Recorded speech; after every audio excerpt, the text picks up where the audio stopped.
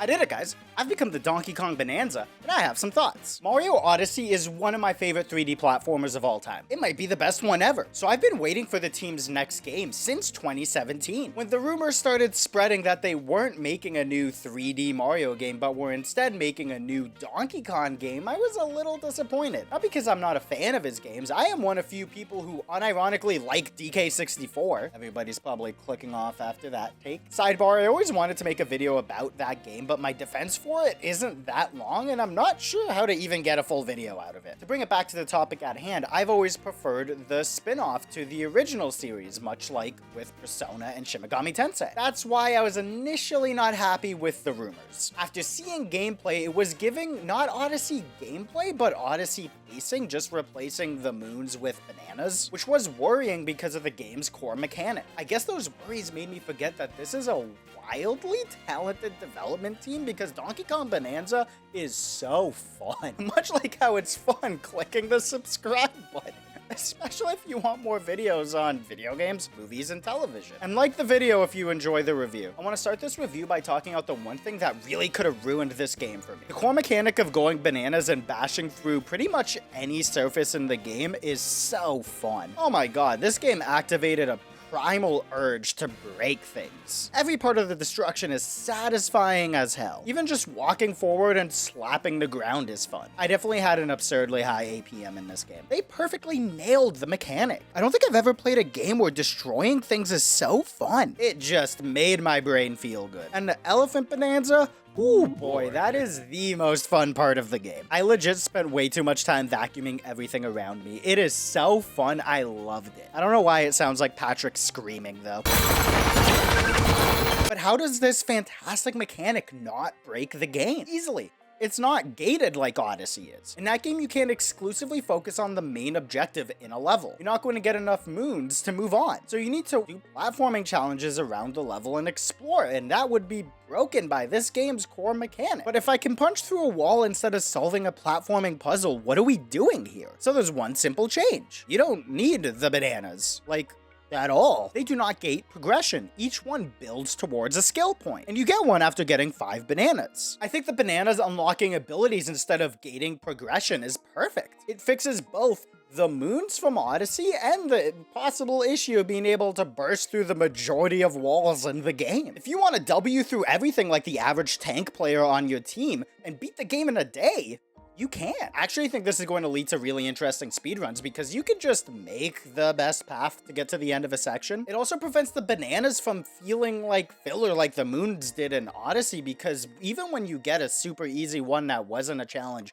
whatsoever, and it was kind of just like in the corner there, it's still working towards a skill point. So while the collectible itself may feel meaningless, the outcome feels better. It adds just enough layers to the core collectible. The others are fun to get too. The fossils are fun to collect too, and are way better than the purple coins, mostly because what they unlock does more, and by punching through the ground you can find maps to their locations, rewarding me for being a big dumb idiot monkey and punching through everything. They felt rewarding to find while giving me a good amount of dopamine while just beating the hell out of the terrain. While I like how the clothing is more than cosmetics in this, I did find I used the same tie throughout the majority of the game because it spawned more stuff. The gold rocks, which I'm now realizing I don't remember the name of. I think it was like Bananium or something stupid like that. They're about as worthwhile as coins in Mario games, which is a nice way to say completely worthless. But holy, a common collectible has never been so fun to grind out in a game. Again, being a big dumb monkey and punching everything in this game is so fun. Punching a giant gold pillar and seeing it fall apart, or opening a chest and seeing an explosion of gold erupt out of it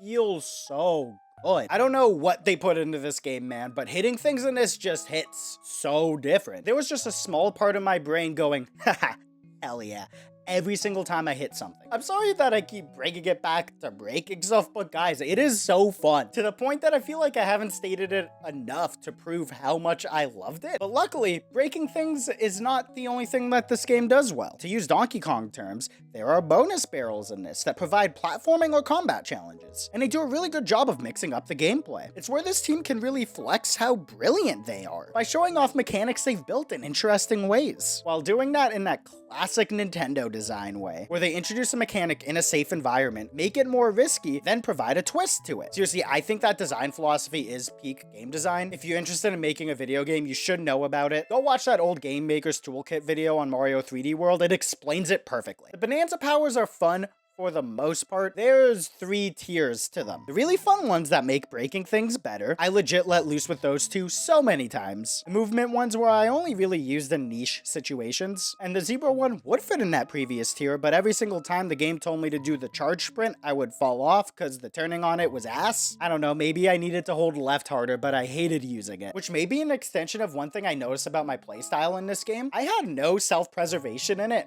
whatsoever. I was truly playing this game like a big dumb monkey punching everything in sight. So I was hitting spiky pillars by mistake because I was too close to them, trying to use any object to break through terrain that hurts, digging straight down because I've learned nothing from Minecraft, and tossing myself off of every cliff in an attempt to make a long jump that is not possible. I think me finding the game so easy is what led to my negative self-preservation, combined with a pretty low punishment for death, which is something I am a big fan of in games. Like so many of the bosses I would charge at while punching, letting them hit me, and I would beat them in under a minute. Mario Odyssey devs make a hard boss fight challenge impossible. To be fair, the final boss was a decent challenge for me and the frame rate. The game will dip in frames when there's a lot of stuff exploding on screen. In a weird way, I liked it when it happened with the elephant Bananza because it really showed the raw power of it. At least the bosses here are way more fun despite being really easy. Because again, and say it with me now, the core mechanic is super fun. But yeah, the only times I died because I was being stupid or I would get womboed by the terrain that hurts you. Remember one time I bounced off of the floor and hit the wall immediately and died instantly. Genuinely had no idea what happened. And I think that's my biggest issue with the game. When I'm not allowed to interact with stuff in a normal way, I wasn't really a big fan whenever the game prevented me from climbing or punching through something because it was either too slippery to climb or would do damage to you. Because a lot of the times you needed to do something else to interact with those objects and it made it feel a bit more clunky. But the only time I was okay with it, for a lack of a better term, was with those bedrock walls. Kinda need those so you don't break the game. Also,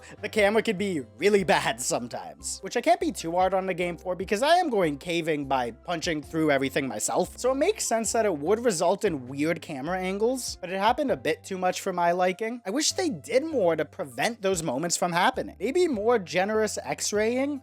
I don't know how to fix it. And before I wrap this up, I should mention the story a bit, not because it's amazing or anything. It is indeed there and provides enough motivation to keep going. But I found it endlessly funny to see Pauline struggling with self-esteem issues while this big dumbass gorilla is beside her. I just found it funny every single time she was unsure if she could do something, and DK would show up, smile, and pound his chest to hype her up, and then lose his mind at the sight of bananas. Now just realizing I love DK's characterization in this game. It was killing me the whole time, man. This dude has like one goal in mind. Donkey Kong Bananza is so fun. The core mechanic, I'm not going to glaze it again. JK, it's the most fun I've had with a mechanic in a very long time. Like, I'm excited to jump back into it and get the 100%. The soundtrack is honestly a little disappointing. I really gotta go back and listen to it because I can only think of the Bananza songs. That's on me because I got to the point in this game where I was constantly going into the Bananza mode. The bosses are easy yet fun. The collectibles are super satisfying. I think it does a great job improving on their mistakes from their previous game. I don't know where I would rank it amongst the 3D platformers from 2020. That's something I would need to stew on because we've gotten a bunch of really good ones this gen. It's a top tier platformer that I honestly wouldn't be mad if it won Game of the Year. Monkey Game is really fun.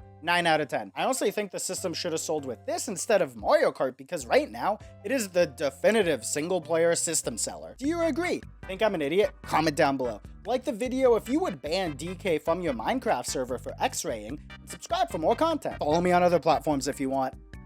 Take care, guys.